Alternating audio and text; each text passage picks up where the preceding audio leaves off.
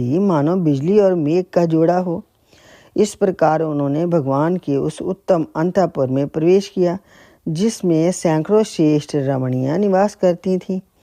अंतःपुर की नारियों ने देखा कि प्रद्युम्न जी का शरीर वर्षाकालीन मेघ के समान श्याम वर्ण है, रेशमी पीताम्बर धारण किए हुए हैं, घुटनों तक लंबी भुजाएं हैं, रत्नारे नेत्र हैं और सुंदर मुख पर मंद मंद मुस्कान की अनूठी ही छटा है।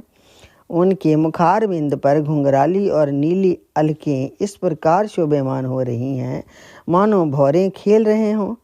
वे सब उन्हें श्री कृष्ण समझकर सुखचा गईं और घरों में इधर उधर लुक छिपी गईं।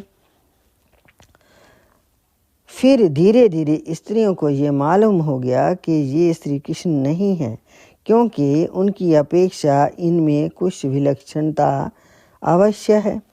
अब वे अत्यंत आनंद और विस्मय से भरकर इस श्रेष्ठ दंपति के पास आ गईं।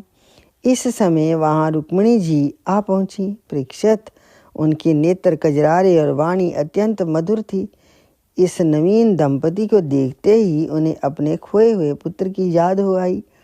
वात्सल्य स्नेह की अधिकता से उनके स्तनों से दूध झरने लगा। रुक्मिणी जी सोचने लगी, जी नाररत्न कौन है? जी कमल नयन किसका पुत्र है? किस बड़भाग्नि ने इसे अपने गर्भ से धारण किया होगा?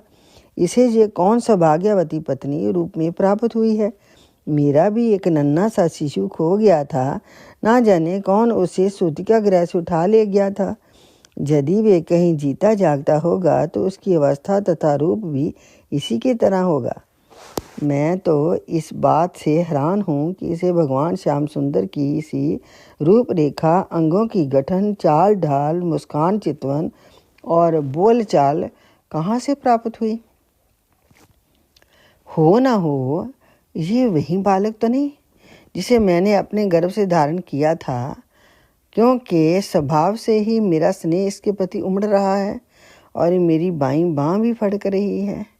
जिस समय रुक्मिणी जी इस प्रकार सोच रही थीं, निश्चय ही और संदेह के झूले में झूल रही थीं, उसी समय पुत्र कीर्ति भगवान श्री कृष्ण अपने माता पिता देवकी वसुदेव जी के साथ वहां पधारे।